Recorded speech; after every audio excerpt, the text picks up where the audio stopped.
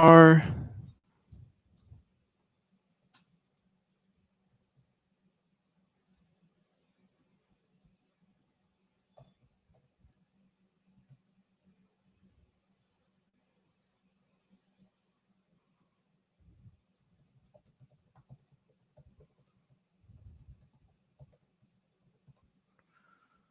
And we'll just pop on a new thumbnail really quick.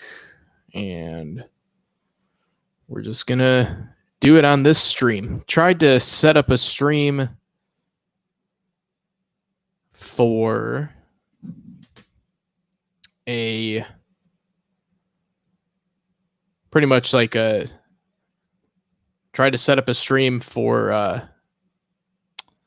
us to just plug right into, but that's not working, and we'll just roll with what we've got. So no big deal. It's up and running. We'll just send this out to those of you on social media. If you are tuning in late, thanks again for joining us for another Major Championship preview show, as today we are previewing the 153rd Open Championship from Royal Portrush. Northern Ireland is where it will be taking place. Royal Portrush, two golf courses at Royal Portrush. This is the Dunluce Links.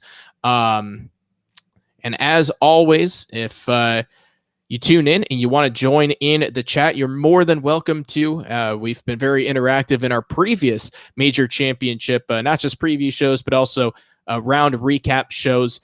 So just again, for this week, we will be doing round recaps. It'll be a little bit earlier as it was for our first three majors of the year, just because it'll be done sooner. So that's one of the benefits to the Open Championship. We get some coffee golf. And the reason why I'm doing the preview show on Tuesday as opposed to Wednesday is because it actually starts tomorrow night, 10:30 p.m. on Peacock is when things will be teeing off out here in the Northwest. So I figured let's just get this, let's do our preview show a full 24 hours in advance. Don't want to have it too close to when they tee things off from Royal Portrush Golf Club. As I mentioned, it is in Northern Ireland, County Antrim, Northern Ireland. It's a 36-hole club with two courses, and the Dunluce Links is where they will be teeing it up once again, as they did 6 years ago in 2019. So again, we're going to have our round recaps after every single day. Make sure you're following us on X at Your ESN or on Facebook, Eli Sports Network. Just put out the post on both of those platforms, as we will be streaming after every single round once play is complete on all days, Thursday, Friday, Saturday, and Sunday. If you've missed our previous shows, you know where you're at. You're watching on YouTube. You can head back over to the live shows and take a look at those previous shows that we had. And as I mentioned again, put all of your thoughts that you have in the chat. I will be going over my score prediction and champion prediction later on in the show. That'll be the last thing we do before we wrap things up. For what it's worth, I've gone 3 for 3 with now I'm probably jinxing it here, but I've gone 3 for 3 with my champions at least making the cut. And I think the last two were top 10. And then score prediction, I'm 2 of 3. I've gotten them right on the screws. And the Masters, I'll give myself a bonus point because I called it going into a playoff on that Wednesday. So it's I have not been all that bad with my predictions this year, all things considered, especially with how fickle of a sport golf is. But we're going to talk about the course, Royal Portrush. We'll talk a little bit about the 2019 Open Championship. We're going to take a look ahead at the next couple of Open Championship venues. There's been some rumors of Portmarnock being another Irish venue, potentially moving forward. We'll talk about some of the quotes that have come up over the last couple of days, some interesting stuff going on there. And then we're going to hop right into some predictions. Don't want this to be too long. Okay. So, as I mentioned, Royal Portrush in Northern Ireland's third time that is hosted the Open Championship. Hosted it in 1951. Max Faulkner won. He shot 285, which was good enough for 3 under. Had rounds of 71, 70, 70, and 74. And then Shane Lowry in 2019 won the Open Championship. Just taking a little bit of a look, man, there were some interesting names that were at the top of the leaderboard going into the final round. But you had Shane Lowry at 16 under. He eventually wins it. This is after 3 rounds. Tommy Fleetwood was in the final pairing at 12 under. Tommy's been a pretty popular pick. A lot of people are pretty high on Tommy Fleetwood. Been playing some pretty good golf as of late. And then how about JB Holmes was in the penultimate group? JB rumbling around was at 10 under, solo third after 54 holes. You had Brooks Koepka and Justin Rose. I believe Brooks Koepka, he was also in that penultimate pairing with JB Holmes. I don't know who I felt worse for, JB in the final round or Brooks for having to watch JB in the final round. Justin Rose is also T4 at 9 under. You had Ricky Fowler and Lee Westwood. Lee Westwood again making an appearance in the top 10 after 54 holes. How about Danny Willett, Jordan Spieth, Jon Rahm, and Tony Finau rounding out the top 10? Of course, Shane Lowry would go on to win 15 under. He blistered the field, just a class performance, shot 63 in the third round. That really separated things. And again, it's kind of been a theme that we've talked about all year long is you do all of your work in the third round and you're able to cruise in the fourth round. And that's exactly what Shane Lowry did 6 years ago, winning by 6 over Tommy Fleetwood, who finished solo second, then Tony Finau solo third at 7 under. Brooks Koepka and Lee Westwood tied for fourth at 6 under. Ricky Fowler, Tyrrell Hatton, Robert McIntyre, and Danny Willett all tied for 6th at 5 under. And then Patrick Reed was solo 10th at 4 under. JB Holmes shot $1 million and ended up, he shot 87 in the final round. Went from solo third to tied for 67th in the final round, which is just unbelievable. I think I've got it right here. He was in a tie for 67th. Eddie Pepperell, Nino Bertazio, and Yuki Inamori were the only players that finished below JB Holmes. And he was in the second to last group. 60, he didn't have a round in the 70s. 66, 68, 69, 87 for John Bradley in the in that week. I mean, the incredible spread of 87 and 66, but that's what can happen at the Open Championship. One of the reasons why it's such a captivating and interesting championship. So huge win for Shane Lowry, of course, him being from Ireland and just it being in Northern Ireland. Huge win for Shane, and it ended up being pretty powerful, pretty cool moment for him, especially walking up 18. I rewatched that fairly recently, and he talked about the celebration that he had with his friends and family, and just how it was a pretty big celebration that he had. But see if I can find the quotes that he had from earlier in the week. I don't believe I have it pulled up. That's fine. But it was just cool to hear him talk about that perspective. There's a good video from the RNA that they put out on their YouTube platform where they were just having him go kind of retrace his steps from 6 years ago. And pretty unique perspective from Shane Lowry, who I think we've expected more out of Shane after him winning the Open Championship. And he had a good look at it last year to pick up his second major. Wasn't able to get the job done. Of course, Xander Schauffele ended up winning last year, but it feels like there's a little, I guess, like some meat left on the bone for Shane Lowry's career. Really good player, plays well at the Ryder Cup, plays well on the PGA Tour, but for some reason just hasn't won. a whole lot on the PGA Tour. I know him and Rory had that win at the Zurich Classic a little while back, but it still feels like there's something missing. And it's a couple of wins on the PGA Tour. It's similar, to what Tommy Fleetwood has. I mean, Fleetwood's he was incredible in like the 2018 Ryder Cup, and he's hung around in these Open Championships, just going over what he did in 2019. But the fact that he doesn't even have a win on the PGA Tour, it just feels like there's still like, it doesn't feel like a fulfilled career for both of those guys. And, and it goes to show that's how hard it is to win in golf. And it also, I think, proves what JJ Spaun did last month at the US Open was so impressive.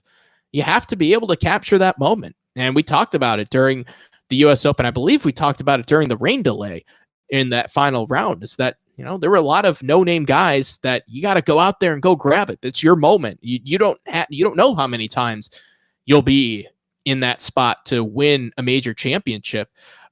It's usually a lot less than you think.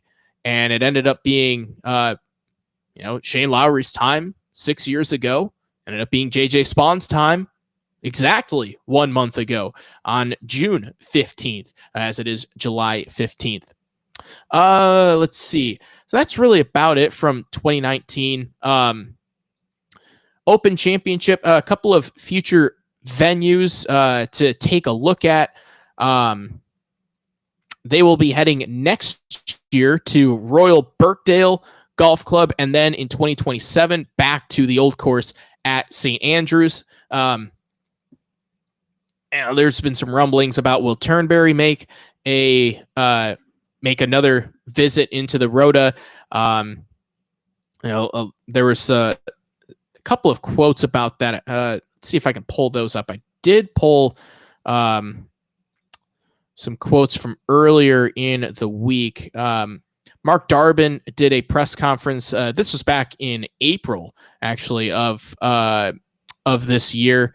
They were just talking about the Open Championship, and one of the things that they were talking about was the fans. Well, I'll get to that in a little bit. It's going to be huge, massive crowds out there this week.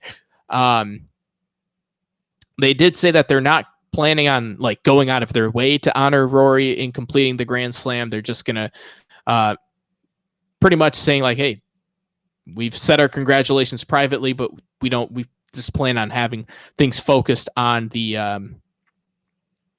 Open.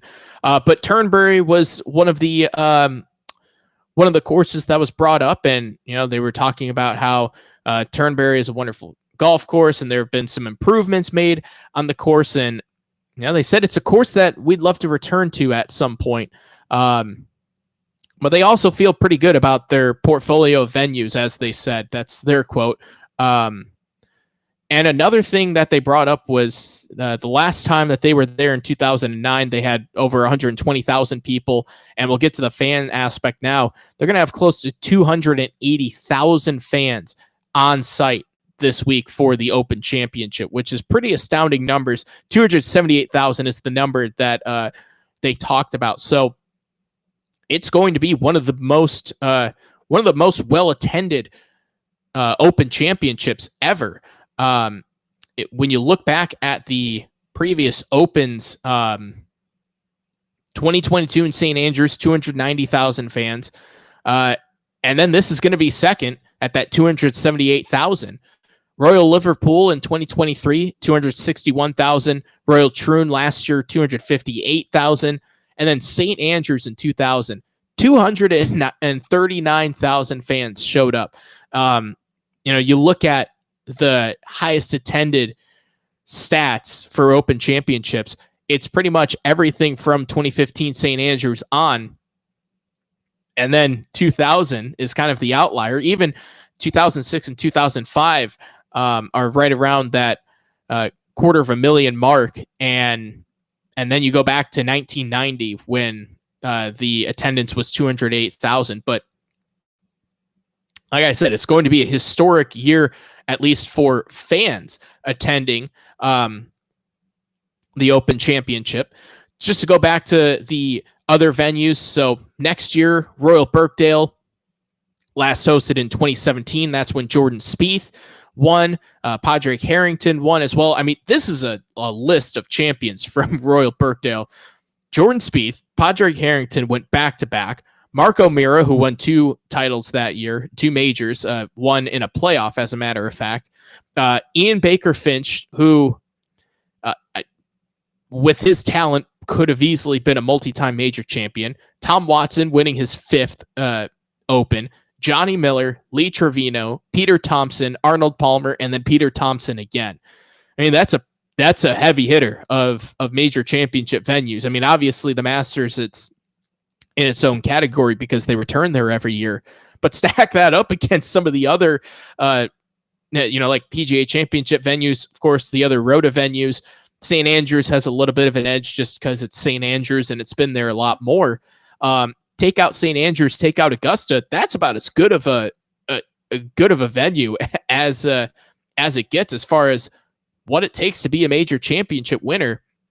And then when the Open returns to St. Andrews, it will be the 31st time that the Home of Golf will be hosting.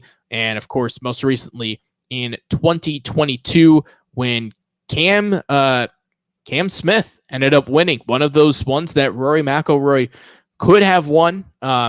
Victor Hovland was in the mix. Cam Young was in the mix as well. It was a pretty fun. It was a fun final round, but Cam Smith, that incredible putt on the road hole where he hit it the perfect shot, able to skirt it up the right side, avoiding the bunker, and that was that was an incredible putt that he had on the 71st hole under that kind of pressure. And it's crazy to think about Cam Smith's kind of career, the fact that it seemed like he might have been, he seemed like world number 1 at that time, or at least very close to it. Certainly one of the top 5 players in the world, probably top 3.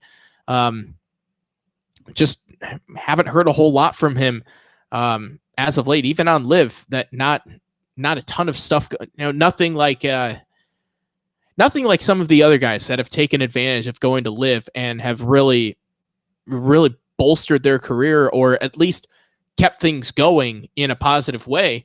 I'm thinking of like a Tyrrell Hatton or a Bryson DeChambeau, and even Jon Rahm, who he's starting to return to that Jon Rahm form, and he's now one of the favorites in the championship this week. So it's fascinating how much things can change in such a quick time, which again goes back to that prior point of you got to take advantage of these opportunities in majors, because you just don't know when these you just don't know when that last chance is going to be. I do want to just a quick 1-minute flashback. The 1957 Open, which was held at the Old Course in St. Andrews, Bobby Locke ends up winning at age 39. It's his 4th and final Open championship. So he wins by 3 over Peter Thompson, and just a very bizarre finish. So on the final hole, Bobby Locke was like 4 feet away from the cup, and he moved his ball marker, off to, one side to make sure that his playing partner, which was Bruce Crampton, could make his putt. Something that everyone does, just move. Hey, can you move your ball marker? It's in my line. Well, Locke forgot to replace his ball to its original position. He sank the putt. So then later, the officials realized, oh, hey, he never moved his ball marker back. But the championship committee decided no advantage had been gained and that the result of his 3-shot win stood. Apparently, Peter Thompson, who finished second, was the one who informed the officials of the mistake. And he said that he was watching the end of the event on TV that night, noticed the mistake, and even though Locke won, the incident, quote, caused a deep divide between Thompson and Locke, who had been good friends. So, I mean, these are the things that, you come across every once in a while, and I go, man, do I wish this could have taken place in the social media era. Like, could you imagine? I mean, obviously, with technology, that would have been caught right away, especially because that's live. But like, if they just decided pretty much, good. It's just like what you do on the weekend and like a member guest or something like that, or, you're playing with your buddies. So pick it up. It's good. Like, close enough. Like, you forgot about it to move your ball mark over. That's fine. So I just found that a little bit humorous. The fact that they realized that he made his mistake and they were still like, it's okay. Just can't imagine what that was like, what that would have been like in this era of golf. Okay, let's take a look at some quotes. A lot of people were talking about what Scottie Scheffler said today, gave some very open answers, and I think this is why a lot of people in the media have been so hell-bent on players need to speak, especially the stars, after their rounds, before their rounds. We just want to hear what they have to say. And, Scheffler gave some really insightful thoughts. Rory McIlroy, I'm going to talk a little bit about his thoughts. He had some really interesting quotes. And so did Jon Rahm also. But, a lot of people, Scheffler has had his video aggregated by everyone. So I'm not going to go into the nitty gritty, but the broader point is this is why we want to hear from the stars. They sound relatable, and that's how you gain fans. And when the stars that are on, Full Swing, or Netflix just released the second season of the quarterback show where they follow the couple of quarterbacks in the NFL, and you get to see these real life moments, or you hear these real life perspectives, and they become relatable. And you go, I can relate to whatever it is that athlete is going through or is saying. You end up becoming a fan of them. You just naturally become attracted because you're like, oh, that's an interesting thing, or that's an interesting point, or I went through something similar to that. So hopefully Scheffler continues that. He's been very good with the media, and it's been really unique to hear, world number one for, about 3 years now, be this open still, even with a lot of life changes going on in Scheffler's life, becoming a dad, multi-time major champion now, halfway to the career Grand Slam, a couple of tour championships. I mean, he's got it all. And it's cool to hear the insight as to what's going on. He was asked about what a successful year is for you. And, it's cool just to hear him talk that openly and poignantly. Let's talk about what Rory McIlroy was talking about on Monday. It's interesting because he's been talking about trying to find his next Mount Everest. And one of the, trying to find the exact quote here. He was talking about pretty much that he might have rushed into things. And he talked about how it's been really nice being in Scotland and also in Ireland, being back home, and having a reset after the Travelers.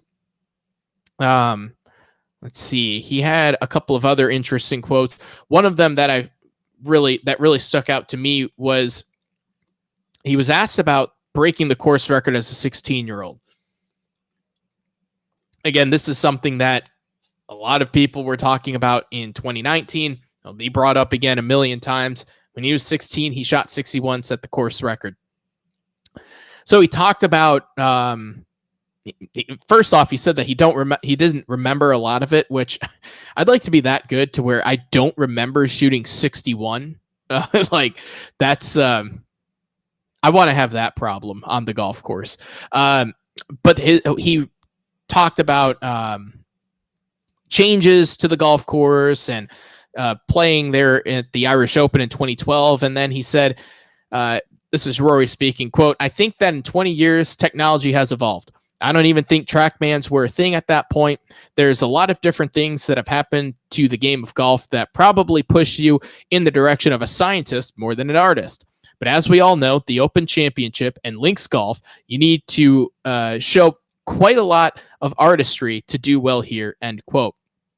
And I think that's something that is lost on this technology advancement is there is not a lot of artistry anymore. You just, like, so many times you'd watch, like, how many times on YouTube do you see, or on Instagram or wherever, there's videos of Tiger Woods and he does these crazy shots that only he can pull off. One of my favorites is Hazeltine. The USAM was just at Hazeltine. I think it was last summer, and there was a video of where Tiger hit that famous 3-iron out of the bunker, and he hits it over the tree, and it's one of those shots where only Tiger could hit it. Well, they put all the amateurs there, and they said, try and hit this shot, and they look like you and I. It's because there's not that artistry in the game anymore, and it's why you can see a Todd Hamilton or a Ben Curtis winning the Open Championship, because you have to be more creative, and it allows people to show off that artistry side of things. And I think it's why a guy like Bryson DeChambeau, it's why I'm not picking him this week. Now, could he go on to win? He's certainly talented to, and he's smart enough to figure it out. But being a scientist as opposed to being an artist, you need to be an artist this week, or at Links Golf, whether you're playing last week at the Scottish Open or any style of Links Golf. You need to have artistry, because you have to be able to imagine all the shots, and you have to be able to imagine different possibilities, hitting different shots off the tee. In American style golf, it's just take your driver and wail away. Well, you get over there and you're going to see guys taking a multitude of clubs off the tee, even on the first tee, just to get it in the fairway, because on the first tee, you don't have a lot of room to miss. Even on the fifth hole, you might be able to wail away at driver. You hit it too far, you're out of bounds. And even though it's a 370-yard par 4, out here in the States, you're just thinking about putting it in the fairway as close to the green as possible. Well, you get on Links style, you have to imagine different ways. And like Calamity Corner 16, aiming for the green, you might not want to aim for the green. You might just play it out left and just play safe and take your 4 and move on. It's fascinating how that style of golf is so different, and it's so pure, and it's so fun to watch, and it's what separates the Open from the other championships, is because you have to be more of an artist here than probably the other 3 majors, and really the other other tournaments, regardless of what tour you're on. You have to show off that artistry at its most. And so I just think it was interesting that Rory was able to reflect on that, and I think that's going to be a theme this week, and we've seen it before. You need to be an artist to be able to win, and you have to be able to accept, like when Tiger won in 2006, and what did he do? He only hit driver once off the tee the whole week, and it was interesting to see him. You're kind of waiting. Is he going to hit driver? I guess he's not going to hit driver. Or in 2000, when he missed every single bunker at St. Andrews. Usually you kind of accidentally end up in one. So it's that plotting your way around and understanding that you have to manage the wind, you have to manage the rain, you have to manage your emotions, making sure that you're precise. And data golf is showing that they seem to favor precision, and that's who they are predicting as to at least who fits Royal Portrush the best are the guys who are the most accurate, especially off of the tee. But interesting thoughts from Rory on technology. But yeah, he had a really good press conference there. And they were asking him about going back to the first tee in 2019. I don't think he wants to go back to the first tee because he ended up going out of bounds, and that really derailed his entire week. Ended up missing the cut as well. I kind of found it humorous. Someone asked Xander Schauffele about what it's like to go back to back, and I know, or no, it wasn't Xander Schauffele. It was Shane Lowry. They asked Shane Lowry if he had talked to Padraig Harrington, two fellow Irishmen, about being back-to-back Open champions, and I think they were trying to ask him what it's like to win on the same course, defending that course. And so just a little bit of one of those moments where been there, you're in the press conference and you got your question lined up, and then they give you the mic, and then it feels like, you just your brain is gone and you're just scrambling to try and get yourself into try and find that question. So interesting stuff there. And then one last thing, Jon Rahm just told a really great story about playing golf with his dad at Royal St. George's. He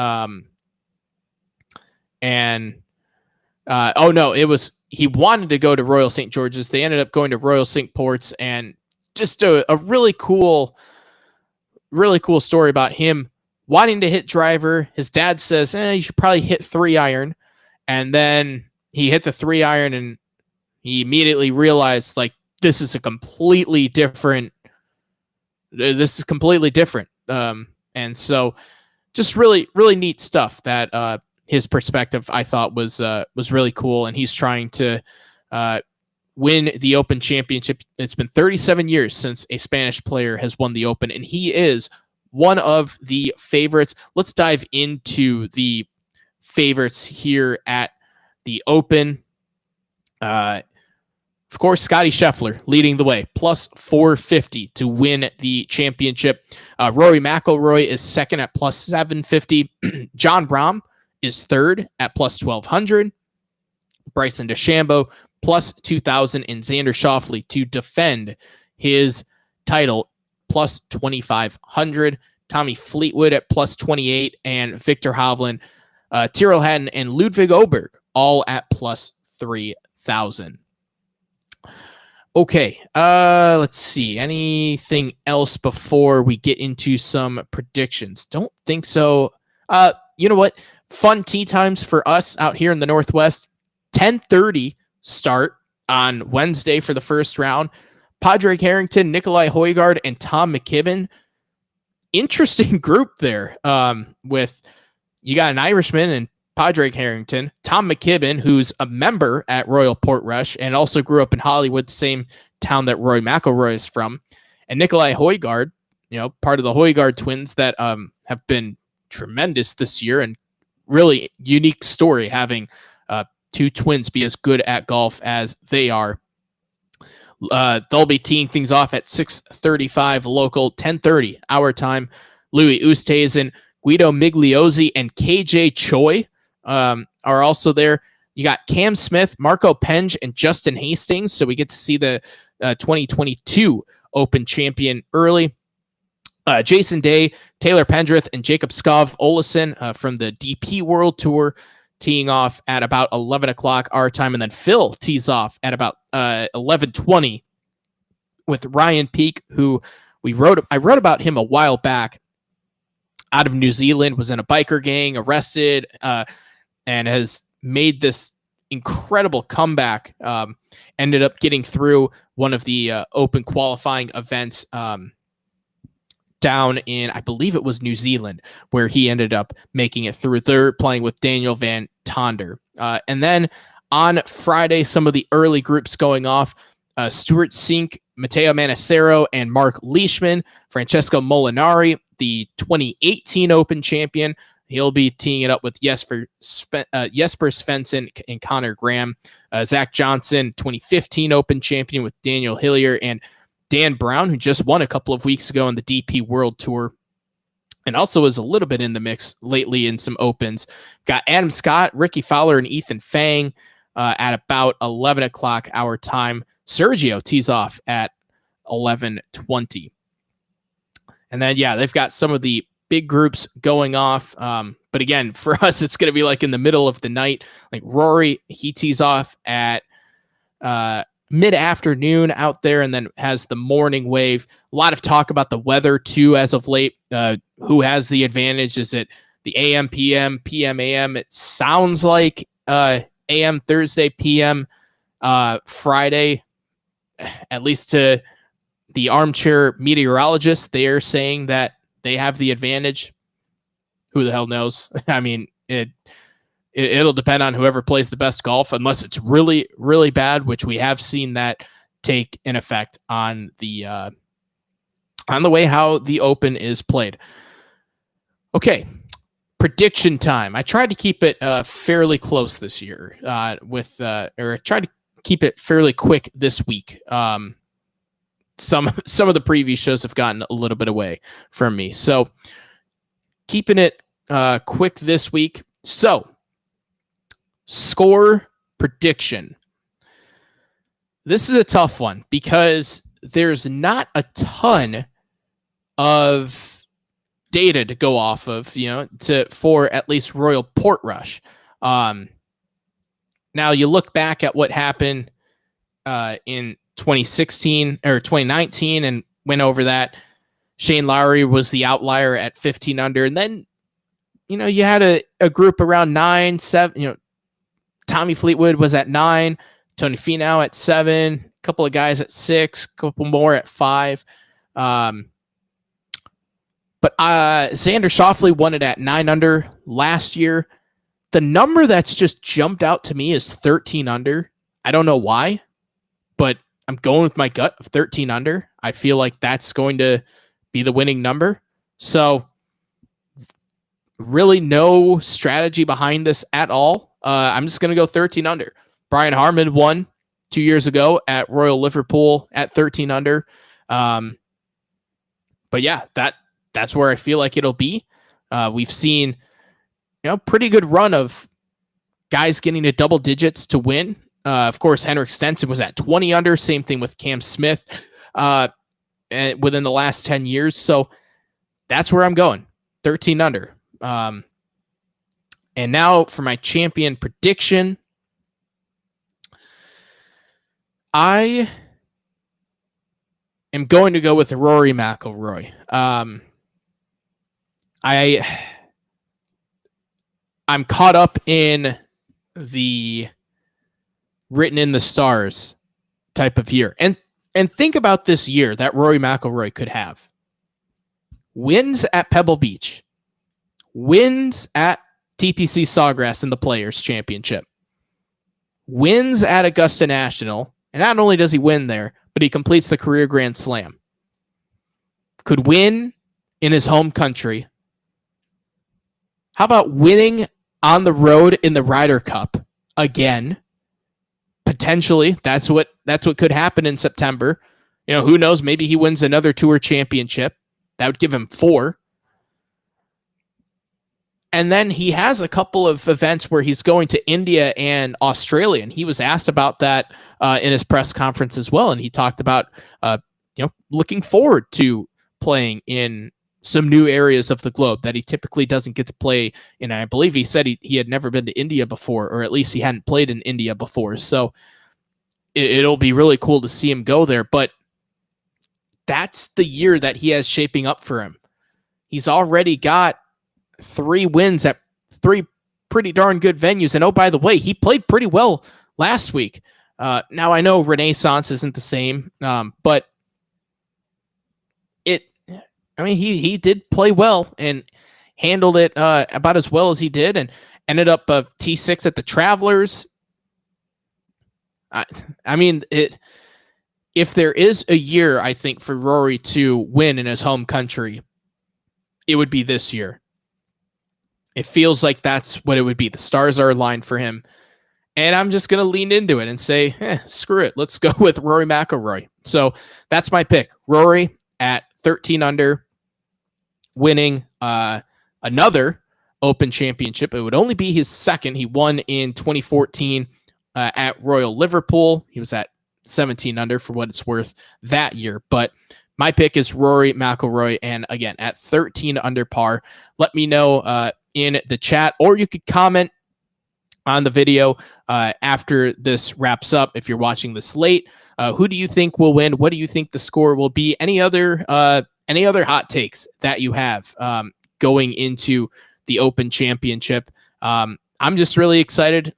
One of the things that separates the Open from the others, especially in the States, is two things. One, you get to see that different brand of golf, that artistry type of golf we were talking about earlier. And then two, it's cool to be able to watch this golf early in the morning or late at night, depending on what your schedule is. If you're working late or whatever, it's really neat, really cool to see all that, to just watch a major at a different time. Get the coffee fired up though, because some early mornings or some late nights. So could be coffee golf, could be adult beverage golf, whatever you decide. Either way, it's going to be another great week.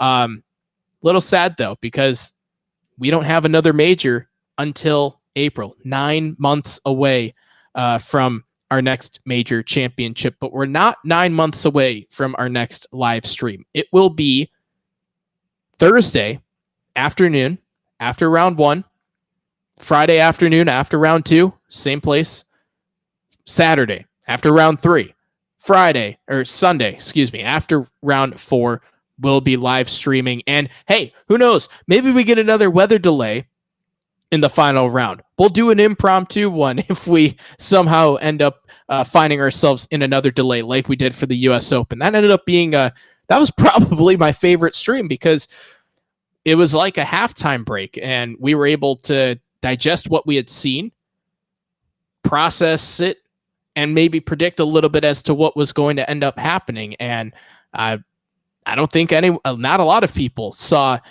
what ended up happening. So we could have a repeat of that here this week at the Open Championship. And we'll have some other live streams planned for later on in the golf season. Got some cool stuff coming your way. But that does it for the 153rd Open Championship preview show. We'll see you again Thursday in the afternoon. Make sure subscribe to the YouTube channel if you haven't already. Comment who you believe is going to win, what the score is, any other hot takes, and follow us on X at YourESN, Eli Sports Network on Facebook, and I will be putting out a post as to when we go live each and every day. So that does it. Hope you enjoyed the show. Let me know what you think, who's winning, what the score is, and any other hot takes. And we will see you on Thursday afternoon. And so make sure that have a good couple of days. Get the coffee going. Hope you enjoy some late night / early morning golf. And one last thing before we go, shout out to all of our first responders here in the great state of Washington. Fire season has been really, really up and going once again, and just really appreciate the work of all of our first responders. They are the true heroes, and just wanted to recognize everybody who's out there during the tumultuous conditions outside, and just going right into literally getting thrown into the fire to try and stop those all across the state. Hope everyone is safe from those fires, and hopefully it's going to be a calmer fire season moving forward. But thank you to all of our first responders that help keep us safe and help us allow us to do things like this show or whatever it is in our normal day-to-day lives, help us play golf or whatever the case may be. So thank you to our first responders, and you guys are the real heroes, and hope you guys stay safe out there, and we hope all of you stay safe, and we will see you Thursday afternoon after round 1.